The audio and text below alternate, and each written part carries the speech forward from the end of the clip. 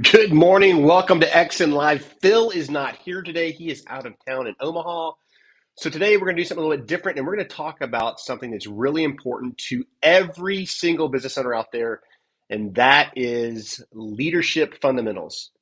We like to talk about fundamentals in life because if you don't know the basics, you don't know the blocking and the tackling, you don't know how to throw the ball properly, you don't know how to catch the ball, kick the ball, you can't win, right? So it's about mastering the fundamentals if you want to be a great leader and if you want to be someone who thrives in a leadership role. So I'm going to add some slides to the screen real quick here, and we're going to go through these leadership fundamentals.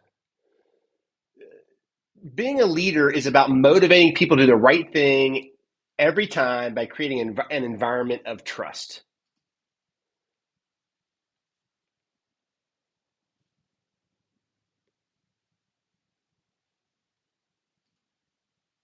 It's about creating an environment of trust. And if you cannot create that environment, then you're going to struggle as a leader in everything you do. Trust is probably one of those things that is so easy to lose just by making one simple mistake in the process. There are trust building behaviors that you have to be aware of and you have to understand. And if you don't understand these behaviors and you don't leverage them, then you're not going to be very successful. The first trust building behavior you need to be aware of and understand is you got to be honest. Shoot straight, right? Tell people how it is and what you expect. The second thing, and I see a lot of leaders fail here, is that you've got to empower your team to take action. If you're mother henning everybody and you don't give them a path to success, they're going to give up and say, you know what? I've done everything I can. I'm done. I'll do whatever you say, and that's all I'm going to do. The next one is be accountable and hold others to the same standard. If you tell somebody you're going to do something, do it, right? And hold other people to the same standard. You got to fight for and use feedback. If you don't know what's going on in your organization, you're going to fail. And I can tell you time and time again, I saw that happen as a leader, that the days I didn't go out and talk to the young people in my organization were the days I was failing my team, honestly. Which goes to the next step. Don't hide behind your desk. Get out and talk to your customers, talk to your team, understand what's going on in the organization, and make those little corrections, which is righting the wrongs. Finally, you've got to make tough decisions quickly. You can't let them weigh on you and worry about it. You just have to make a decision. You just have to make that decision. The core values that create trust, very simply stated, character, competency, commitment, courage, and your conduct. One of the things I see in so many organizations that we've worked with is that leaders have failed to set the tone. And what does that mean? That means you've got to provide structure for your team, an onboarding process that brings them in to understand your culture. You have to clarify what's acceptable in the organization, what's normal and what's not normal. You have to build a cohesive team based on those standards and holding people to the same standard. And finally, promote standards of excellence. The higher you set the bar, the stronger your team's going to be and the more effective they're going to be at handling challenges. Henry Kissinger said it best. The task of the leader is to get his people from where they are to where they have not been. And in great organizations, you see them pushing those people every day to get better while celebrating their victories. Here's some words to avoid if you're a leader. I hope, the word hope. If you say, I hope something's going to happen, that's not a strategy, right? I hope this is going to happen. There's no commitment to that. If I hope we reach this goal, that doesn't work. The next one, I'm going to try to get this done. Look, trying is not a commitment. If you're going to try, that means you aren't going to get it done. You're going to try when it's convenient. And then finally, when you tell somebody you think about an answer, is you're not taking the time to find out what the answer is and do the work to understand the background. So don't use the words like hope, try, or think. You've got to realize that it takes everyone to develop the culture, and you should expect leadership from everybody from the lowest level up.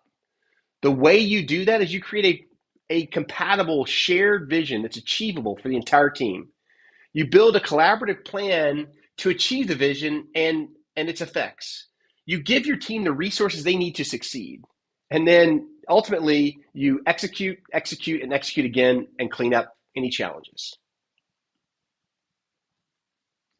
This is probably my favorite thing to talk about, and it's Maslow's hierarchy and how do you incentivize people to do what you need them to do.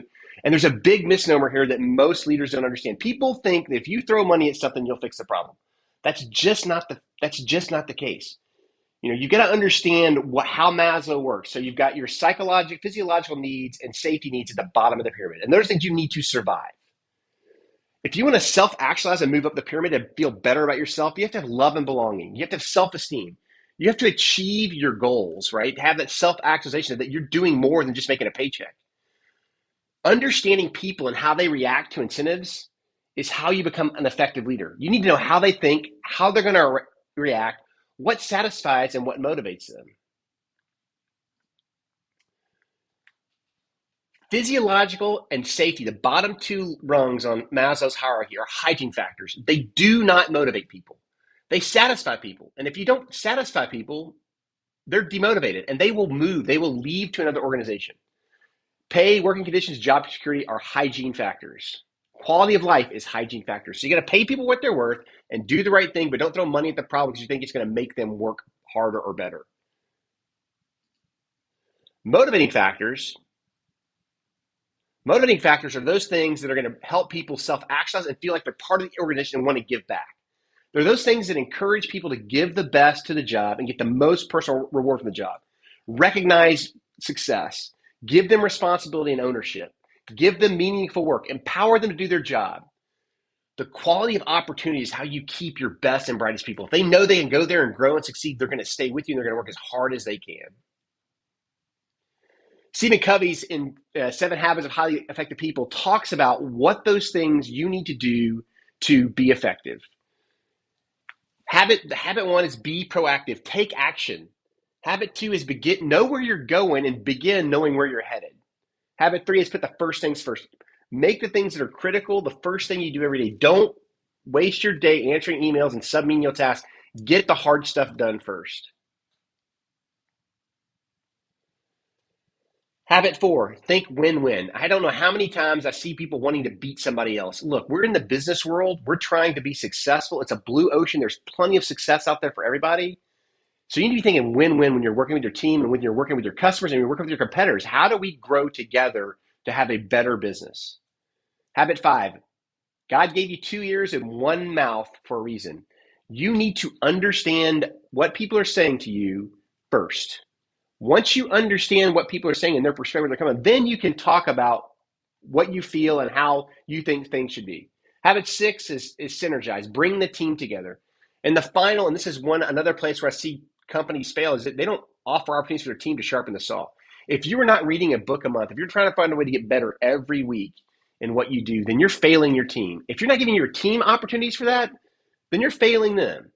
So make sure you don't forget the importance of training. I know it's hard in a challenging economic environment, but if you do not train, you will put your company in a death spiral and you'll have a team that's not successful because they don't know what to do next and how to grow.